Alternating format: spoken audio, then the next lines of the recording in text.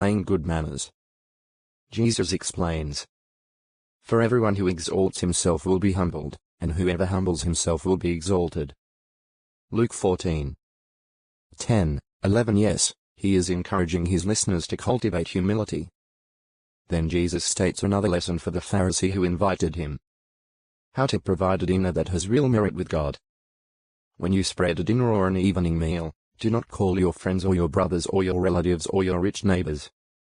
Otherwise, they might also invite you in return, and it would become a repayment to you. But when you spread a feast, invite the poor, the crippled, the lame, the blind. And you will be happy, because they have nothing with which to repay you. Luke 14:12-14. It is natural to invite friends, relatives, or neighbors to a meal, and Jesus is not saying that this is wrong.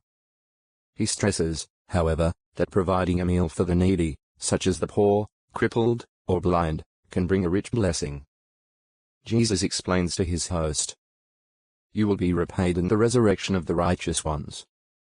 A fellow guest concurs, saying, "Happy is the one who dines in the kingdom of God." Luke 14:15. He sees what a privilege this would be. However, not all have such appreciation, as Jesus goes on to illustrate. A man was spreading a grand evening meal, and he invited many. He sent his slave out to say to the invited ones, "Come, because everything is now ready." But they all alike began to make excuses. The first said to him, "I bought a field and need to go out and see it. I ask you, have me excused." And another said, "I bought 5 yoke of cattle and am going to examine them. I ask you, have me excused." Still another said, "I just got married, and for this reason I cannot come."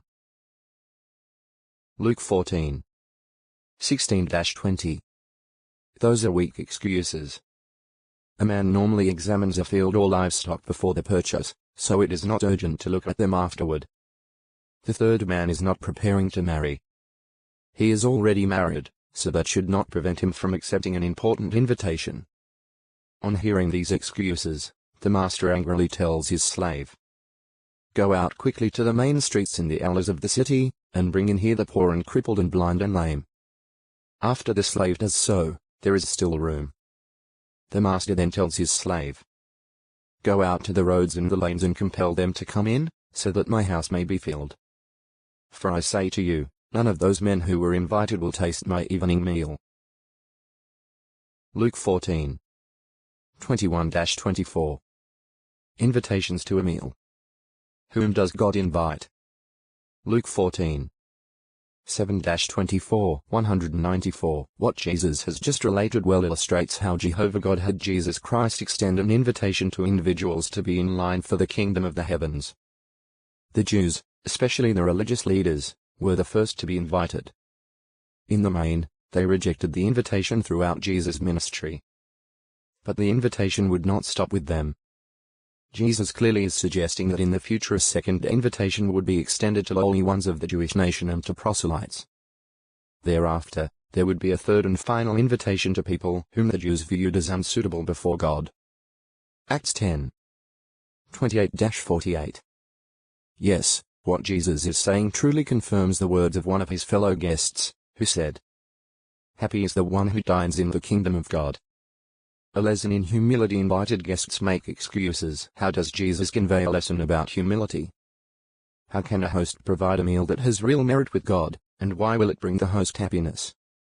What point is Jesus making in his illustration of the evening meal? 83-195. Jesus has taught valuable lessons while having a meal at the house of a leader of the Pharisees. As Jesus continues his trip toward Jerusalem, large crowds travel with him. Why? Are they really interested in being his true followers, no matter what that may require of them? As they travel along the way, Jesus says something to them that may shock some.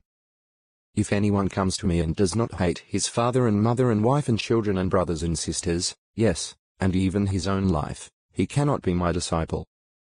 Luke 14:26. But what does he mean in saying this? Jesus is not saying that all who become his followers must literally hate their relatives.